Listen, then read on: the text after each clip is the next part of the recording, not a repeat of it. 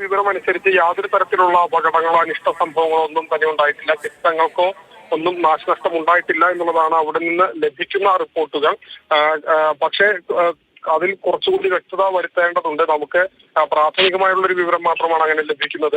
ഏകദേശം 3 സെക്കൻഡിലധികം നേരം ഇങ്ങനെ ഭൂചലനം അനുഭവപ്പെട്ടു എന്നുള്ളതാണ് അവിടെ നിന്ന് ലഭിക്കുന്ന വിവരം. ഏകദേശം 8:15 ഈ ഒരു സംഭവം ഉണ്ടായത്. ഒരു ശബ്ദം കേട്ടിരുന്നു എന്നുള്ളതാണ് പ്രദേശവാസികൾ പറയുന്നത്. വലിയ ശബ്ദം ഉണ്ടായിരുന്നു എന്നുള്ളതാണ് പ്രദേശവാസികൾ പറയുന്നത്. ഇത് പ്രധാനമായും തൃശ്ശൂരിലെ കുന്നംകുളം ഭാഗത്തും അതോടൊപ്പം തന്നെ പാലക്കാട് തിരുവിറ്റക്കോട് മേഖലയിലുമാണ് ഇങ്ങനെ ഒരു ഭൂചലനം അനുഭവപ്പെട്ടത്. കുന്നംകുളമാണ് ഇതിന്റെ ഒരു പ്രധാനമായും ശബ്ദം കൂടുതൽ ഉണ്ടായിരുന്നത് എന്നുള്ളതാണ് അറിയാൻ കഴിയുന്നത്. ഒരുപക്ഷെ അതിന്റെ പ്രഭവ കേന്ദ്രമോ അല്ലെങ്കിൽ ആ ഒരു തരത്തിൽ കൂടുതൽ അനുഭവപ്പെട്ടത് കുന്നംകുളം മേഖലയിലായിരിക്കാം എന്നുള്ളതാണ് കണക്കാക്കുന്നത്. ഏതായാലും തിരുവറ്റക്കോട് മേഖലയിൽ കൂടി, പാലക്കാട് ജില്ലയിലെ തിരുവറ്റക്കോട് മേഖലയിൽ കൂടി ഈ ഒരു ഭൂചലനം അനുഭവപ്പെട്ടു. തിരുവറ്റക്കോട് മേഖല എന്ന് പറയുന്നത് അതിർത്തി പ്രദേശമാണ്, പാലക്കാട് ജില്ലയുടെ അതിർത്തി പ്രദേശമാണ്. ഒരുപക്ഷെ ഈ കുന്നംകുളം തിരുവറ്റക്കോട് വരുന്ന ഒരു ഏരിയയിലായിരിക്കാം ഇത്തരത്തിലൊരു ഭൂചലനം ഉണ്ടായത്. ഏതായാലും കാലാവസ്ഥാ നിരീക്ഷണ കേന്ദ്രം ഇത് എത്ര മാത്രം തീവ്രതയുള്ള ഭൂചലനമാണ് മറ്റു കാര്യങ്ങളൊക്കെ തന്നെ വ്യക്തമാക്കേണ്ടതുണ്ട്. എങ്കിൽ മാത്രമേ അതിലൊരു നമുക്ക് ഔദ്യോഗികമായുള്ള ഒരു സ്ഥിരീകരണങ്ങളും കാര്യങ്ങളും നൽകാൻ കഴിയൂ. ഏതായാലും ഇപ്പോൾ നമുക്ക് അറിയാൻ കഴിയുന്നത് ജനങ്ങൾക്ക് അവിടെ ഒരു ഭൂചലനം അനുഭവപ്പെട്ടു. മാത്രവുമല്ല അവിടെ ഒരു 8:15 വലിയ ശബ്ദം ആ പ്രദേശത്ത് ഉണ്ടായെന്നുള്ളതാണ്. ഏതായാലും നാശനഷ്ടങ്ങളോ ഒന്നും ഉണ്ടായിട്ടില്ല, അല്ലെങ്കിൽ ആളുകൾക്ക് പരിക്കോ അങ്ങനത്തെ പ്രശ്നങ്ങളൊന്നും ഉണ്ടായിട്ടില്ല എന്നതിൽ വലിയ ആശ്വാസമെങ്കിലും ആ മേഖലയിലുള്ളവർ ഒന്ന് ഭീതി ഉണ്ടായിട്ടുണ്ടാവും അല്ലേ ഗോകുൽ? ചോദ്യം ഒന്നുകൂടി ആവർത്തിക്കാമോ? വ്യക്തമായില്ല. പൊതുജനങ്ങൾ ഏതായാലും ഭീതിയിലായിട്ടുണ്ടാവും, കാരണം കേരളത്തിന് ഇത് അത്ര ശീലമുള്ള കാര്യമല്ലല്ലോ. തീർച്ചയായും പൊതുജനങ്ങൾക്ക് സ്വാഭാവികമായും ഭീതി ഉണ്ടാകാനുള്ള സാധ്യത കൂടുതലാണ്. കാരണം ശബ്ദമുണ്ടായെന്ന് പറയുമ്പോൾ ഈ അനുഭവപ്പെടുന്നേക്കാളും ഉപരി ശബ്ദം വലിയ രീതിയിൽ ഒരു പക്ഷെ ഉണ്ടായെങ്കിൽ അത് ഭയപ്പെടുത്തുന്ന ഒരു അനുഭവം തന്നെയായിരിക്കും. കാരണം അത് പ്രതീക്ഷിക്കാതെ ഇങ്ങനെ ഒരു ശബ്ദം വരുമ്പോൾ എന്താണെന്നറിയാത്ത ആശങ്കയൊക്കെ തന്നെ ആളുകൾക്ക് ഉണ്ടായെന്നുള്ളതാണ് നമുക്ക് അറിയാൻ കഴിയുന്നത്. ഈ കൂടുതലും ഈ ഭൂചലനം അനുഭവപ്പെടുന്നതിനേക്കാളും ഉപരി ഈ ഒരു ശബ്ദം കുന്നംകുളം മേഖലയിൽ കേട്ടു എന്നുള്ളതാണ് ഏറ്റവും വ്യക്തമാകുന്ന കാര്യം. അതുകൊണ്ട് തന്നെ ആ ഒരു ശബ്ദം കേൾക്കുന്നത് വലിയ രീതിയിൽ തന്നെ ഒരു വലിയ ആളുകളെ ആശങ്കയിലാക്കുന്ന രീതിയിലേക്കൊക്കെ തന്നെ എത്തിയിട്ടുണ്ടാകും. സാധാരണ കേരളത്തിൽ നമുക്കങ്ങനെ അറിയുന്ന ഒരു കാര്യമല്ല.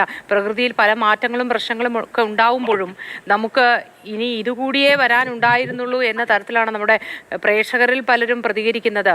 ഭൂചലനം കൂടിയേ കേരളത്തിൽ ഉണ്ടാവാൻ ബാക്കിയുണ്ടായിരുന്നുള്ളൂ എന്ന്.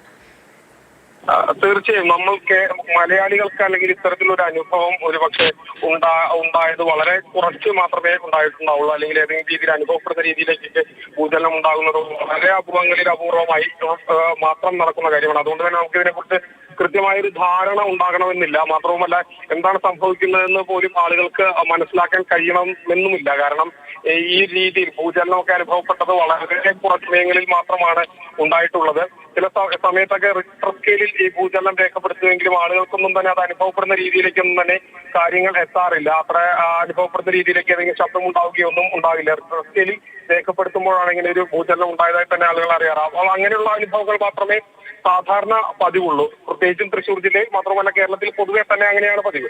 പക്ഷെ ഇത്തരത്തിൽ ആളുകൾക്ക് അനുഭവപ്പെടുന്ന രീതിയിലേക്ക് ഇങ്ങനെ ശബ്ദം കേട്ട് ഉണ്ടാവുക എന്ന് പറയുന്നത് ആളുകളെ സംബന്ധിച്ചിടത്തോളം ആശങ്കയുണ്ടാക്കുന്ന കാര്യമാണ്. കാരണം മറ്റു നാശനഷ്ടങ്ങളോ പ്രശ്നങ്ങളോ ഒന്നും തന്നെ നമ്മുടെ അറിവിൽ ഉണ്ടായിട്ടില്ല എങ്കിൽ കൂടി ഇതൊരു പേടിപ്പെടുത്തുന്ന ഒരു അനുഭവം തന്നെയാണ്. കാരണം എന്താണ് സംഭവിക്കുന്നതെന്ന് മനസ്സിലാക്കാൻ കഴിയാതെ പോകുന്ന ഏതാനും സെക്കൻഡുകൾ തന്നെ ആണെങ്കിൽ കൂടി അതുണ്ടാക്കുന്ന ഒരു ആശങ്ക വലുതാണ്. എന്താണ് നടക്കുന്നതെന്ന് അറിയാത്തൊരു സാഹചര്യമാണല്ലോ. 8:15 എന്ന് പറയുമ്പോൾ തന്നെ പലരും വീട്ടിൽ ഒരു ഉറക്കമൊക്കെ എണീറ്റ് ആലസ്യത്തിലൊക്കെ ഇരിക്കുന്ന സമയത്തായിരിക്കണം ഒരുപക്ഷെ ഇങ്ങനെ ഒരു ശബ്ദം കേട്ടിട്ടുണ്ടാവുക. അപ്പോൾ എന്താണെന്നുള്ളൊരു ആശങ്ക സ്വാഭാവികമായും ജനങ്ങൾക്കിടയിൽ ഉണ്ടാകും.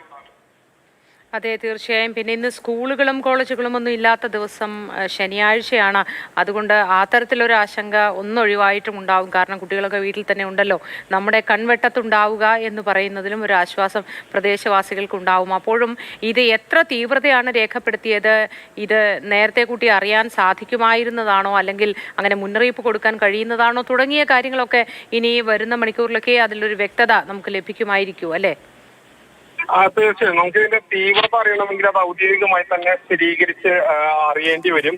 അല്ലാത്ത പക്ഷം നമുക്ക് അതിന്റെ ഒരു എത്രമാത്രം തീവ്രതയോടുകൂടിയാണ് ആ ഭൂചലനം ഉണ്ടായതെന്ന് അറിയണമെങ്കിൽ സ്വാഭാവികമായും കാലാവസ്ഥാ നിരീക്ഷണ കേന്ദ്രത്തിന്റേതടക്കം ഔദ്യോഗികമായ സ്ഥിരീകരണവും എത്ര റിക്ടർ സ്കെയിൽ അനുഭവപ്പെട്ടു, എങ്ങനെയാണ് ഭൂചലനം ഉണ്ടായത് തുടങ്ങിയ കാര്യങ്ങളൊക്കെ തന്നെ അറിയണമെങ്കിൽ അവർ ഔദ്യോഗികമായ ഒരു മുന്നറിയിപ്പ് കൂടിയേ തീരും. പ്രധാനമായും നമുക്കൊരു കാര്യം നമ്മൾ ശ്രദ്ധിക്കേണ്ട അല്ലെങ്കിൽ നമുക്കിപ്പോൾ മനസ്സിലാക്കാൻ കഴിയും, നമുക്ക് പ്രകടമാകുന്നത് ഇത്തരത്തിലുള്ള സംഭവങ്ങൾ നമ്മുടെ കേരളത്തിൽ ഇത് വളരെ കുറച്ചു മാത്രം ഉണ്ടാകുന്നു എന്നുള്ളത് കൊണ്ട് തന്നെ ഒരു കാലാവസ്ഥയിൽ ഉണ്ടാകുന്ന ഏതെങ്കിലും തരത്തിലുള്ള മാറ്റമാണ് അങ്ങനെയുള്ള കാര്യങ്ങളൊക്കെ ഉണ്ടാക്കുന്നത്.